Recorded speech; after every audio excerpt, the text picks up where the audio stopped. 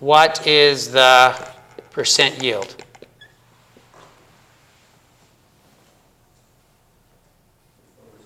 What's that? 44%. So you took the 2.2 divided by 5 times 100. Right? 44% yield. All right, very good. How about this one here? Which of the following is a binary compound? This is easy, right? A, B, C, or D. Or maybe more than one. That's a binary compound. What does a binary compound mean? Two different what? Kinds of elements. That's right, two different kinds of elements. Anything else? Nope. That's it. All right? Anybody want to talk about that one anymore? Yeah. Binary compound. Binary just means two. This one has 1, 2, 3 different kinds of elements. 1, 2, 3 different kind. 1, 2, 3 different kind. This just has hydrogens and sulfurs. So binaries are like HCl, HBr, HAT, right? Yeah. For that one, did you add the equation 3H2 later? Did I what? The equation at the top, 3H2 did you add that later or did we figure that out? We had to figure that out. So I didn't include that in the question, right? Yes, that was something we had to figure out, right? Do you know how we could figure that out okay? Or so the kinds of things that we need to do is we need to say, okay, we needed to be able to say what ammonia was, NH3, and we needed to be able to see, okay, hydrogen gas and nitrogen gas were reacting. So that's where we got the skeleton of it. And then we just needed to balance it. It ended up being 3 and 2, we said. But yeah, you're right, that without the stoichiometry and the power of that equation, we're not going to be able to solve that sort of a problem. I just made that up to give us another question about percent yield. So if we did the reaction and we got 2.2, how would we calculate the percent yield? This is our theoretical, right? Or they would give us the... Yeah, they'd have to give you something here. Yeah. Or they would say, this chemical reaction typically yields 60% product. How much product would you expect to get? Should we do that one really quick? I'm going to erase this here and say, this reaction typically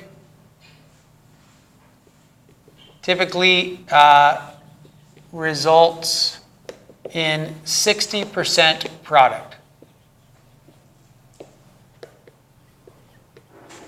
How much ammonia, WOULD, would be expected to be produced? Okay? So again, we're drawing back on this information, mixing these two together, and now we say that we're expecting 60% of product. Okay? We have to identify our theoretical yield.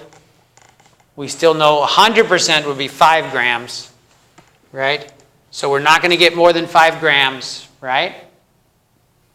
And if it said it's going to get 60%, we just have to multiply that by 0.6 to find out how many grams of product we'd expect to get. Is that right?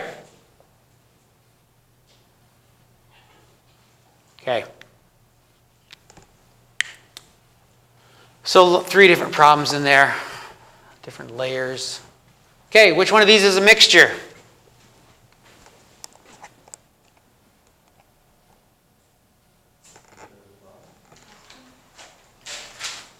This one here? Any others?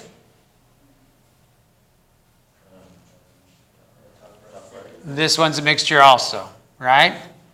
3 of these things, 2 of those things. What would this be called?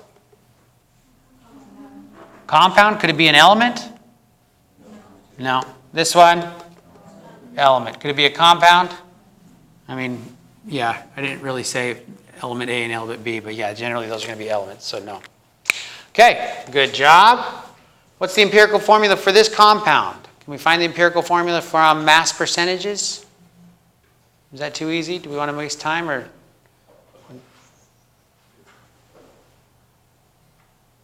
Should we do it or not really? All right, go for it.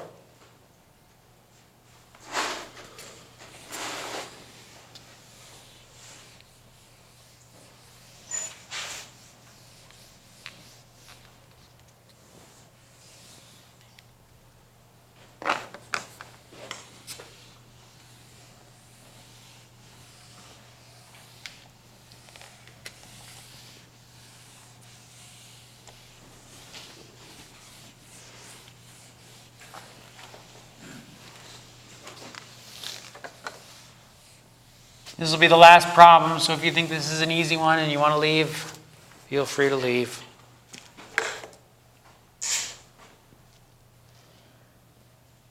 Empirical formula. What's the definition of empirical formula?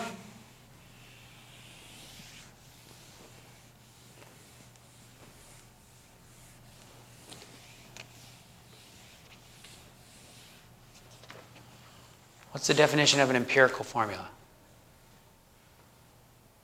It's like this, right? CXHYOZ, right?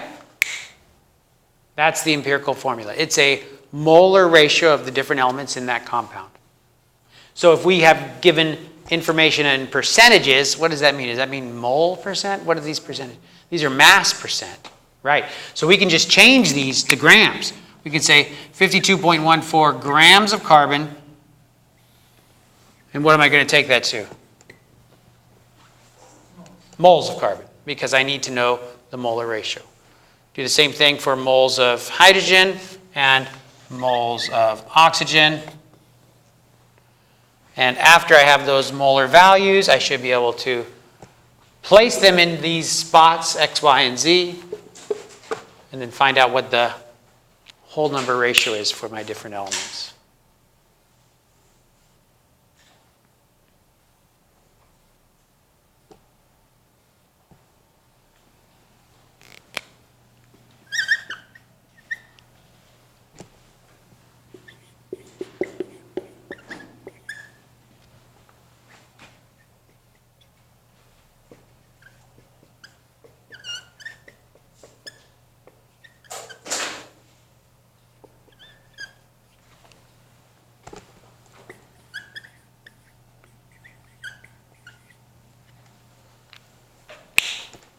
Anybody get a value for moles of carbon?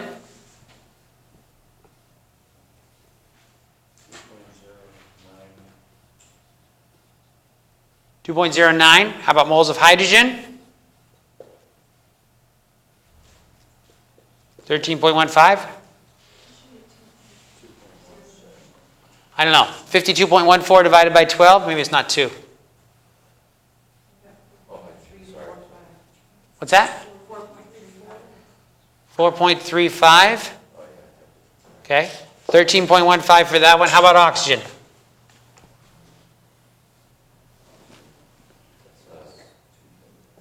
.17. So can I go C 4.35, H 13.15, O 2.17? Well, I can do that for a second. I'm not done. But those are the molar ratios. Now I simplify that by dividing them all by what? Smallest one, 2.17, 2.17, 2.17. So that makes O 1. C, is that 2 or no?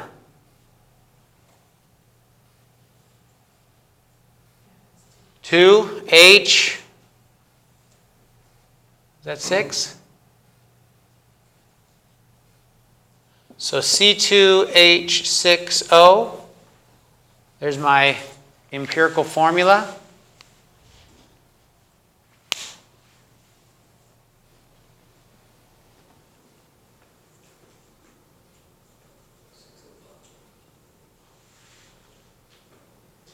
Molar mass of ethanol.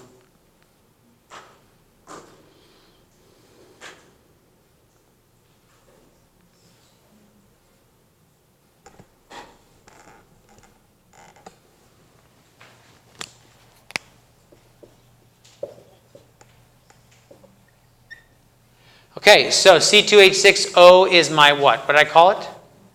Empirical formula. Now, another question that might be given is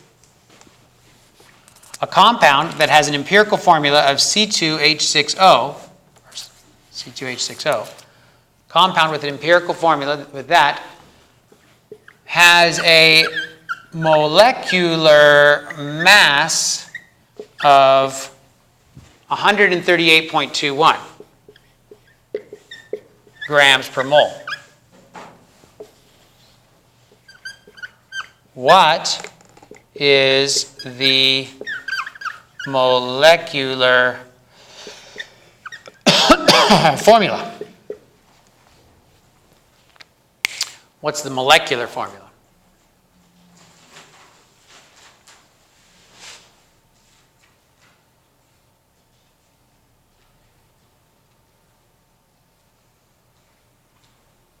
There's a relationship between the empirical formula and the molecular formula, right?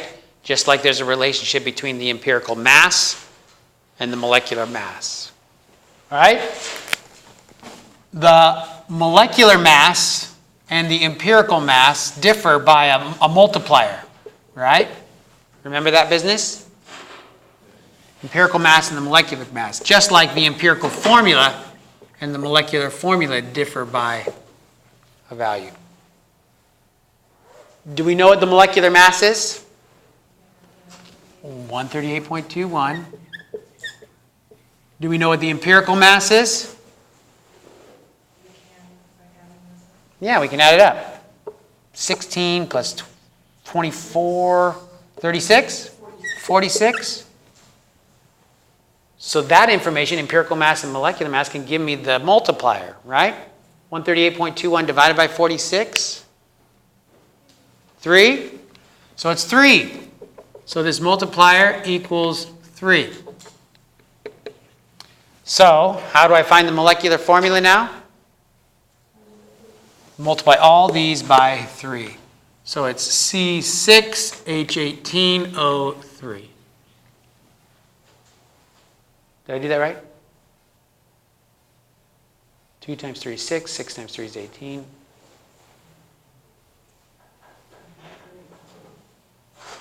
Did I do that right? All right. Okay. Very good.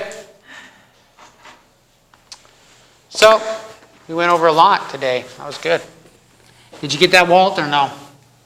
Really? How many videos was it? 2. Okay. Okay. See you guys.